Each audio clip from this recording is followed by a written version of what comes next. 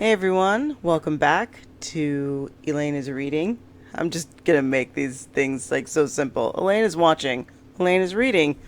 Uh, I am going to be talking about chapter 2 of The Strange Case of Dr. Jekyll and Mr. Hyde.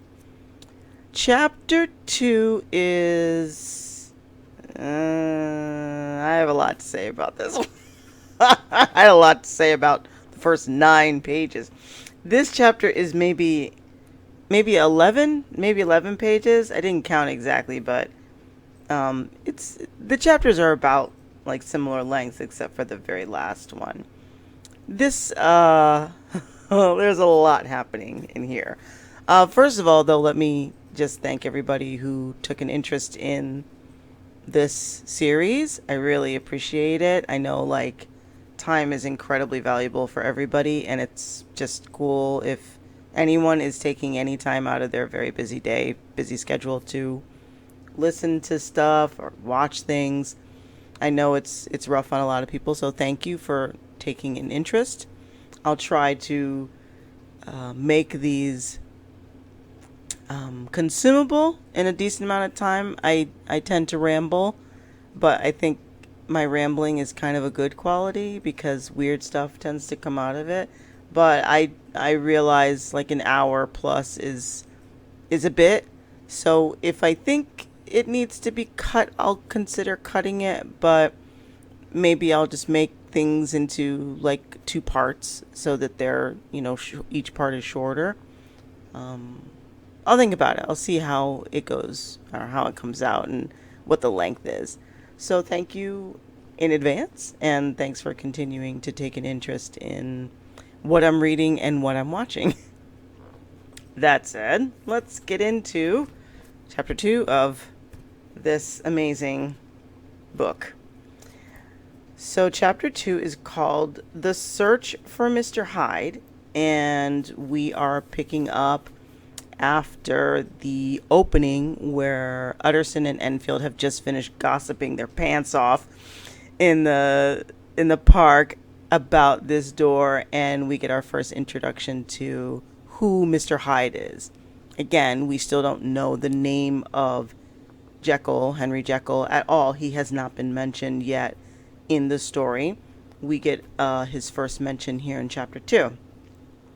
I like chapter 2 because it really begins to establish Utterson as somebody that I just kind of adore. And at the same time, he's also just bonkers. I mean, this guy is ultimately, I think if anyone is going to make a version of Jekyll and Hyde that's accurate, it needs to be about 2 gossipy men and one very gossipy man who is just so in everybody's business and so adorable about it that, he's like, he needs to be played by somebody kind of, I think he's a little older in the book, but I would love to see kind of a younger version of Utterson, maybe with a little swish and a little sass and just in everybody's business, because that's kind of how I picture him.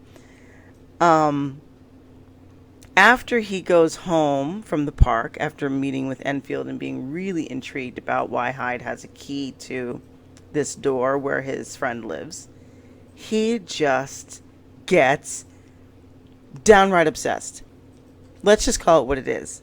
He's totally obsessed. I mean, he is so far up in this guy's business, in Hyde's business, in Jekyll's business. And I'm not saying it doesn't make sense to me. He's a lawyer.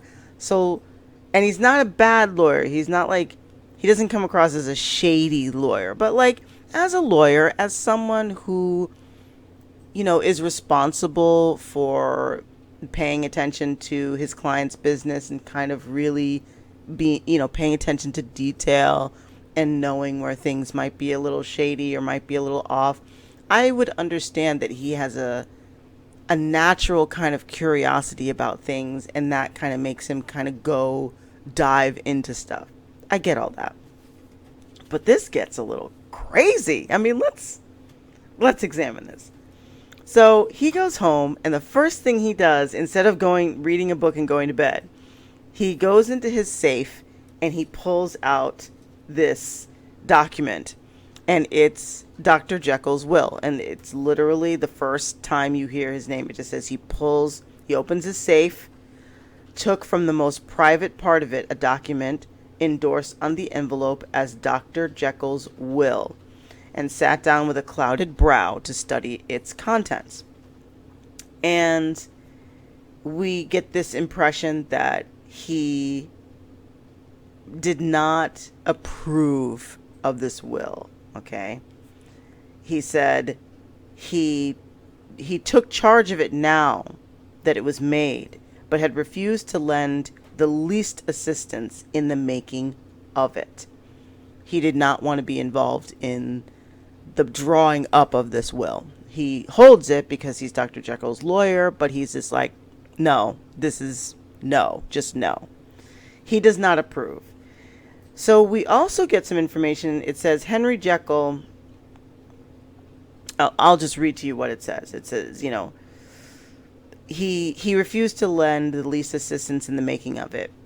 It provided not only that in the case of the decease of Henry Jekyll, MD, DCL, LLD, FRS, etc., all his possessions were to pass into the hands of his friend and benefactor, Edward Hyde. Okay, seems fairly straightforward. But that in the case of Dr. Jekyll's disappearance or unexplained absence for any period exceeding 3 calendar months, that's incredibly specific, that said Edward Hyde should step into the said Henry Jekyll's shoes without further delay and free from any burden or obligation beyond the payment of a few small sums to the members of the doctor's household. That is the extent that we get about what this will says. Okay, so if anything happens to Dr. Jekyll, everything should go to Edward Hyde. That's normal. But then there's this added thing, like if he disappears or has any unexplained absences for a period exceeding 3 calendar months, then Edward Hyde ultimately just kind of steps into his role, like he takes over his household. I mean, I hope it doesn't mean he takes over his business. I don't know what kind of doctor Dr. Jekyll is. There's a lot of soup after Dr. Jekyll's name. I see the MD, so he's a medical doctor. I don't know what DCL, LLD, and FRS are. I probably should have looked them up before I started this, but let's just say he has a lot of soup, and he does a lot of stuff, and he's probably really smart. Edward Hyde, I don't know, is any kind of doctor, so I don't know that means he's going to take over his practice or whatever it is that he does, but just like that he steps into his shoes without further delay. And he's free from any burdens or obligation except the members of the doctor's household.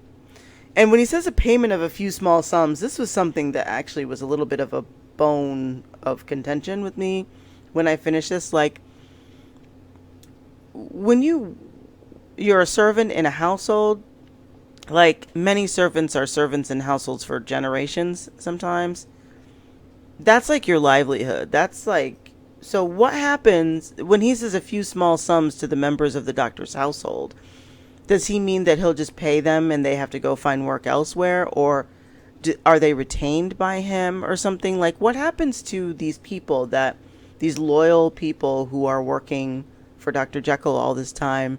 I thought about that, especially by the end, and you'll see why. Like, I wonder what is supposed to become of these people in these circumstances, under these really extraordinary circumstances. I think that the doctor's household and the servants don't get enough credit, and they don't get enough love at all. And I understand why the book isn't about them, but I tend to fixate on character perspectives that I actually think are more interesting sometimes than the main perspective. I've said this before, but like in Stargate, for example, At the beginning of the movie, the old woman whose father found the Stargate and who now is, sort of in charge of it along with the military or whatever that we meet. The actress whose name escapes me, I'm sorry, but she's phenomenal. Oh my God, an absolutely stunning woman. I was so interested, I think her name is Catherine. I'm so interested in her story.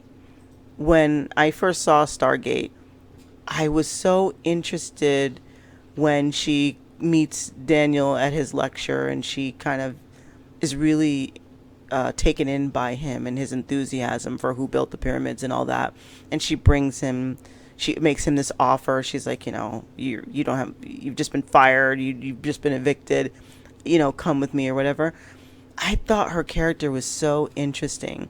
And then when you get even further into it and you see that, like, she's working with the military, they kind of came in and took over or whatever. But I was wondering what it must have been like for her character, for her father to have found this when she was a child and to try to hold on to his work after he died, how to become someone who still had a significant amount of power and control over how the project was going to unfold.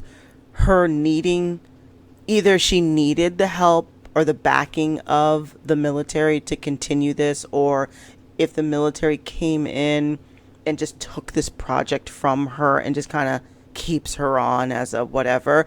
I was really interested in what that took, like what that life must have been like for her to be able to hold on to her father's legacy and at the same time be picking who she kind of wants to be part of the away team or the discovery team. I was so in love with her character, and I would have loved to have gotten even just a little bit more of what things must have been like for her, as she is old as fuck by the time we meet her. And I can't imagine what that must have been like. And her perspective is almost more interesting to me than everyone else's. And I tend to kind of gravitate towards, I guess, the metafiction of stories.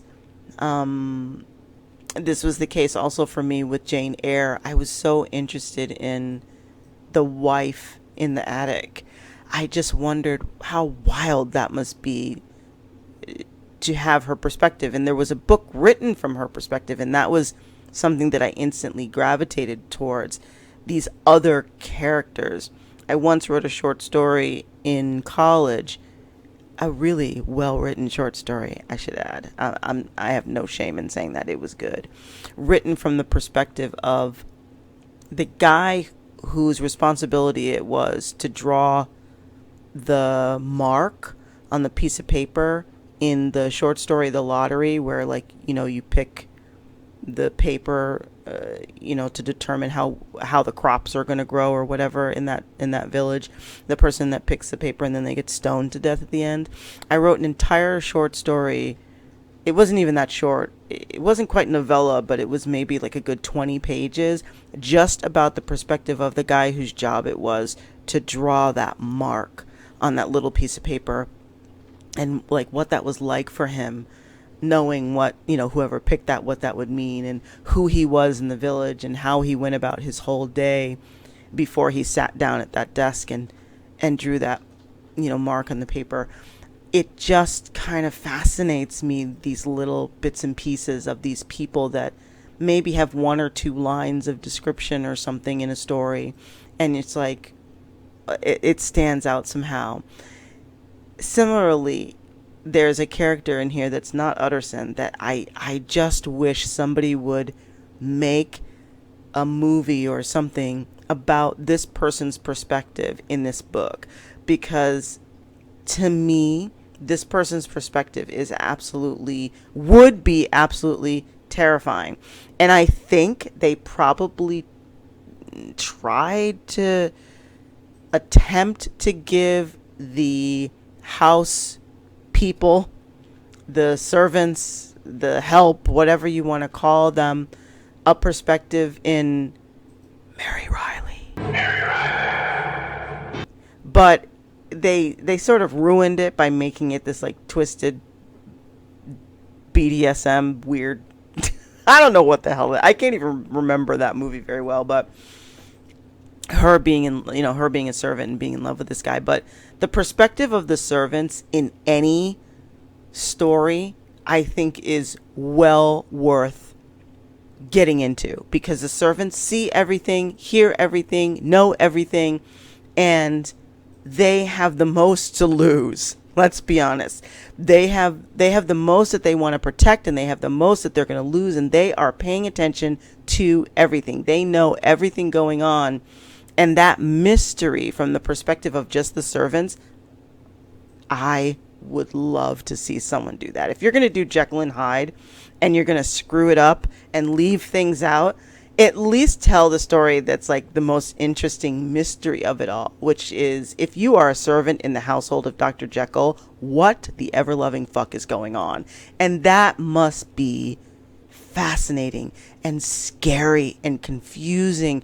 And you could show so many different ways. You could tell the story in so many different ways from the perspective of people who aren't in it. And that's why Utterson is so interesting to me, because he's not in it. He's not Jekyll, he's not Hyde, he's not somebody directly like he's not a victim of Hyde. He's not someone who has, let's say, a considerable stake in the circumstances of the story. He's just a lawyer on the outside of it, except that he's Jekyll's lawyer. I mean, but for the most part, he's outside of this. He's not a doctor. He doesn't even understand doctor stuff. He has no concept of all of these really high ideas and, the allegory of it all. He's just a dude who is very nosy, and he wants to protect his friend. That's it. That is the only thing about Utterson that makes him a part of this story. He is the one who is telling us everything that's going on. He's not even telling us. It's not like he's narrating it. It's not like he's giving us Hyde's perspective or Jekyll's perspective. He's not a voice. He's the main character of this book. It is through his actions and his experiences that the story plays out, his conversations, yada, yada, yada. He is very interesting in that regard. He's not giving us anything other than his nosiness and his desire to find out what's going on. And not even the what's going on of what's going on in the world, but more like what's going on with my friend, and why is this happening to my friend? And what can I do to help my friend? That's it. And even then, it's somewhat limited, as you'll see. So his biggest issue right now is that his friend has drawn up this will that he thinks is absolutely insane, and he does not understand anything about this. And it was bad enough, it sort of, says in the book, it was bad enough when Hyde was just a name on this will. I'm leaving everything to Edward Hyde.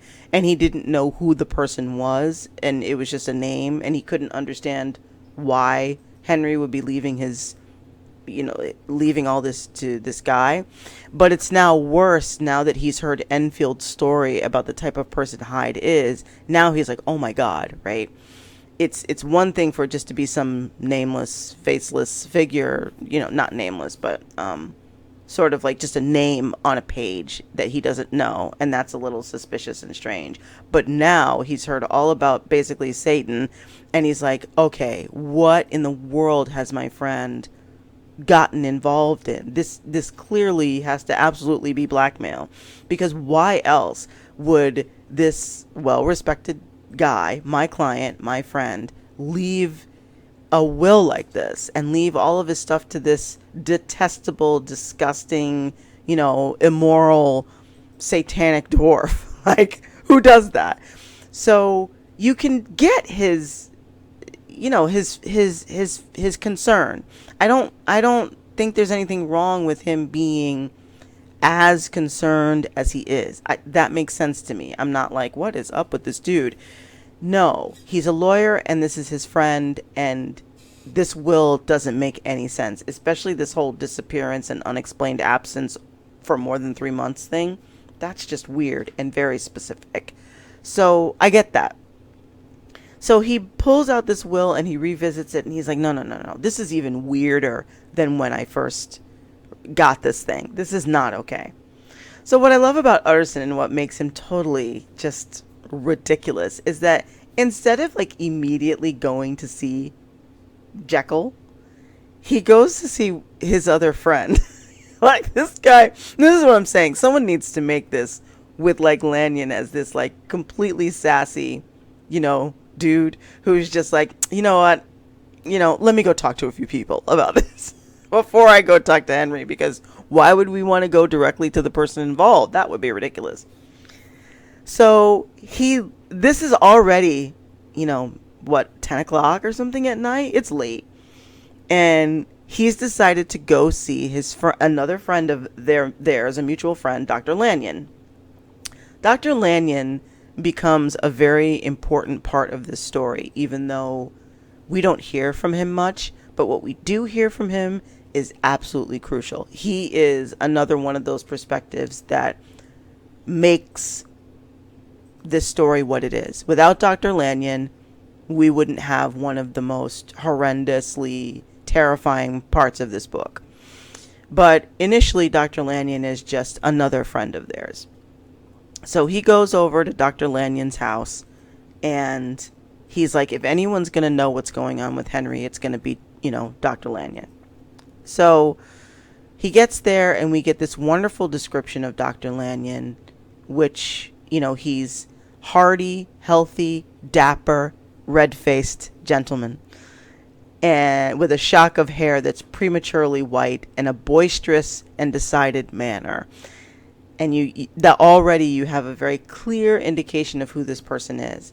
At the sight of Mr. Utterson, he sprang up from his chair and welcomed him with both hands. His geniality, as was the way of the man, was somewhat theatrical to the eye, but it reposed on genuine feeling. So he's very, theatrical, like he's just sort of loud and oh my God, hi, that kind of guy. But it's true and it's genuine, and that kind of sets you up to understand that this guy may seem like he has a bit of a flair for being dramatic, but everything he says and does is with genuine feeling. That's important to note. And it's only like one line in here, but you kind of have to understand who Dr. Lanyon is in order to understand why his perspective of things is very important. So the two of them were old friends, old mates, both from school and college. And similar to Henry Jekyll, it seems like they all sort of either grew up together or went to school together and have known each other a long time, right? So they talk a bit, and, he's like, I think we're the two oldest friends that Henry Jekyll has, right? That's how he starts this conversation. And Lanyon says, I wish we were younger friends, but yes, that's definitely true. We're his oldest friends. And he's like, I haven't seen much of him though. And he's like, Utterson's like, really? I thought the two of you had a common interest in that you're both doctors, right? And he says, we had, but it's been more than 10 years since Henry Jekyll became too fanciful for me. He began to go wrong in mind. And though, of course, I continue to take an interest in him for old sake's sake, as they say, I see and I have seen devilish little of the man. And then he adds, such scientific balderdash would have estranged Damon and Pythias. And I think when I first read this, I looked up Damien and Pythias in order to have an understanding of what he was sort of suggesting. And I won't get into it now. Suffice to say that it's giving you some information when he gives an example. He says that his unscientific balderdash would have estranged Damien and Pythias. So if you want to have a little bit of foreshadowing about what's going on, it kind of helps to dig into that line a little bit. Utterson just sort of focuses on the unscientific balderdash line, and in his mind he thinks, oh, okay, the reason they're not close anymore is because as doctors they had some sort of disagreement, some sort of, you know, scholastic medical disagreement, right? And he kind of chalks it up to that, and he says, oh, it's nothing worse than that, really, so he doesn't think that this is a big deal. He just thinks that because he's not scientific, this must be some science disagreement. Okay, fair enough. And he says, did you ever come across a protege of his named Hyde? And Lanyon's like, Hyde? Nope, never heard of him. That's it. And that's the extent of their conversation. Okay. So he leaves his place, and I think he says it's 6. Okay, it's not that late, 6 o'clock. And he's kind of walking, through the city. And here's where it just takes that turn. He's walking through the city, and it's kind of starting to get dark, and he's taking a stroll. And everywhere he looks, all he can think of is the story that Enfield told him about Hyde running over the girl, right? So it's like he sees Hyde everywhere. At every street corner, he sees Hyde and a child, and Hyde running over this child. And then, or it says, or else he would see a room where his friend lay asleep, and Hyde is like standing over him, like having all this power over him. And it's like, you're seeing this, like in his mind, he's so fixated on Hyde. He sees Hyde everywhere, and he has images of him standing over Henry's bed, staring down at him, that sort of stuff. And it's like, okay, you're a little hardcore about this, maybe a little obsessed, like right from the start. He's just like, what the hell, right? And there's a great line in here that caught me as being so extreme. He said, the figure in these two phases, meaning seeing Hyde running down the street or seeing Hyde standing over Henry Jekyll's bed, haunted the lawyer all night. And if at any time he dozed out or dozed over, it was but to see it glide more stealthily through sleeping houses, or move more swiftly, and still the more swiftly, even to dizziness, through wider labyrinths of a lamp-lighted city, and at every street corner crush a child and leave her screaming. The dude is laying in bed and literally is just seeing over and over Hyde crushing a child on the street, screaming and leaving her screaming in the road. Like, he can't sleep. He's just laying awake because this is all that's in his mind. This image that Enfield put into his mind, that this is what this guy does. Apparently Hyde just walks down London streets and crushes children at every corner. I'm just picturing that. It's just, look, if this is what you're obsessing over, like this constant, oh my God, this horrible man crushes children. He doesn't crush children. That's not what happened, and that's not what is happening. You need to take a breath. You need to calm the fuck down. It ain't that serious.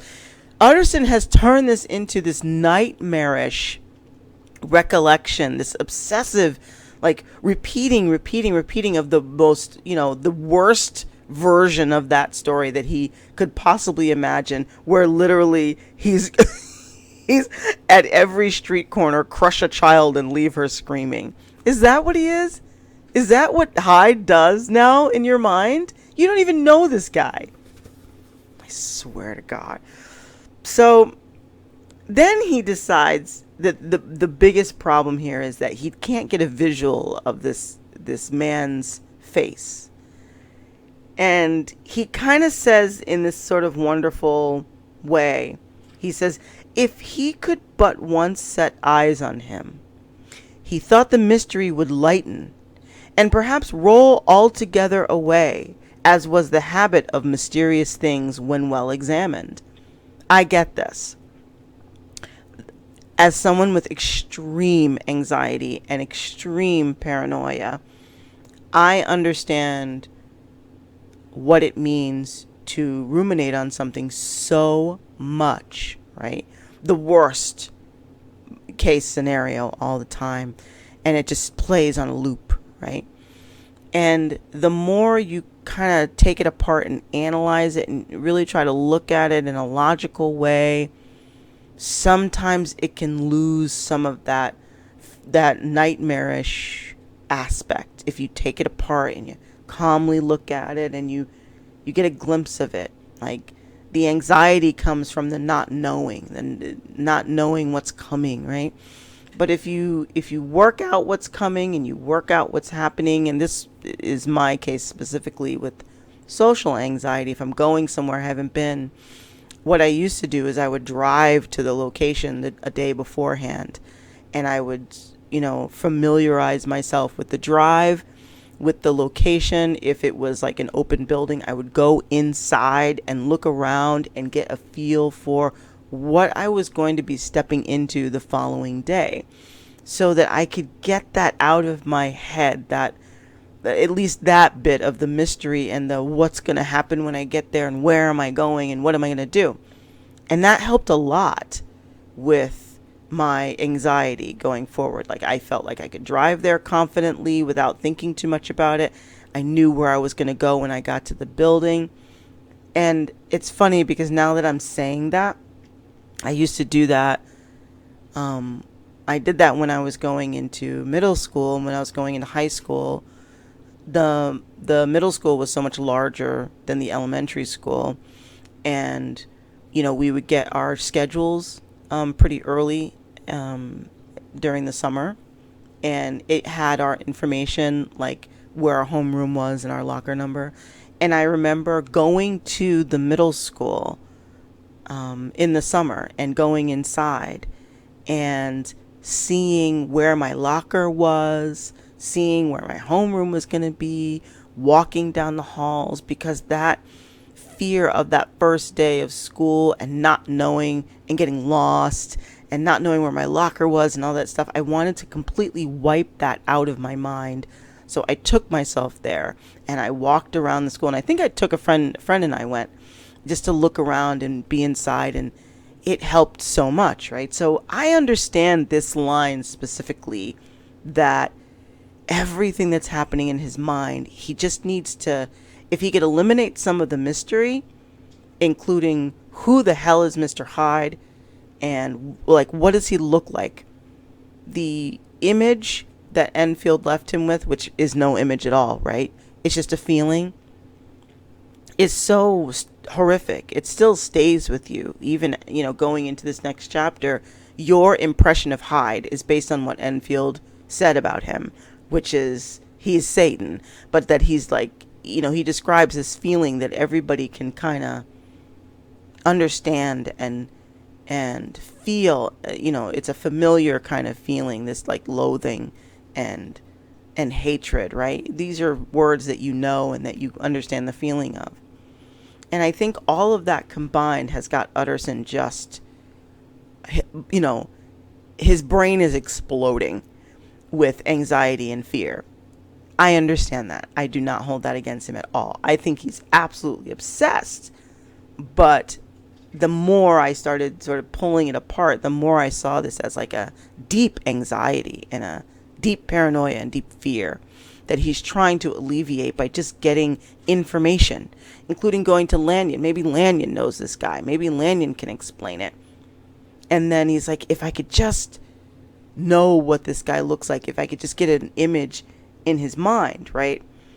And he goes on even further to say, like, He might see a reason for his friend's strange preference or bondage, parenthesis, call it which you please, and even for the startling clause of the will. At least it would be a face worth seeing, the face of a man who was without bowels of mercy. Okay. But I like the idea that he thinks that if he sees Hyde, maybe, he could understand what Jekyll sees in him or why Jekyll would put him in his will.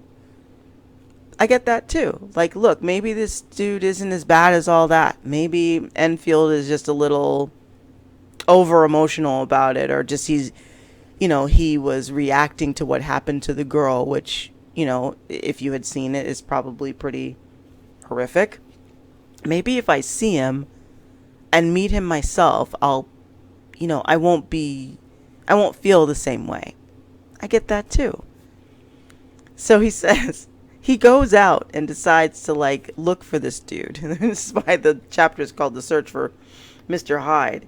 So it says, from that time forward, Mr. Utterson began to haunt the door and the by street of shops. So he would be there in the morning before office hours, at noon when business was plenty and time scarce, at night under the face of the fogged city moon, by all lights, and at all hours of solitude or concourse, the lawyer was to be found on his chosen post. So this dude we don't know how long he's been looking for this guy. He is just hanging out. He is stalking. He is going from place to place and just hanging out in the street, morning, noon, and night. And he says, if he be Mr. Hyde, I shall be Mr. Seek. Look, do you not have a job? Are you not busy? Do you not have clients? Look, I get it. You're freaked out, paranoid, anxious, scared for your friend, but this is pushing it. This is like all those people sleeping over Mr. Enfield's house and then going to the bank. There's a lot of extreme stuff happening here. This is too much. Finally, and it doesn't say how long, but I want to say that he's been doing this for a week. I bet he's been doing this for a whole week. He sees Hyde, finally, after all this time, coming up to the door. And again, he's the first description we have. He says, I think he describes them as odd, light footsteps. This is like a huge far cry from the giant juggernaut that crushes children on every corner. He's, again, Enfield described him as a small man, and Utterson says odd, light footsteps. Okay, so again, he ain't big. This isn't some giant dude. When he finally comes into view and Utterson is able to get a good look at him, he says, the description again, he was small and very plainly dressed. Okay, small. We get this, again, these descriptions. Little, odd, light footsteps. Small man. Small, very plainly dressed. I'm not getting some impression of Hyde that, again, I've been seeing in the media all these years.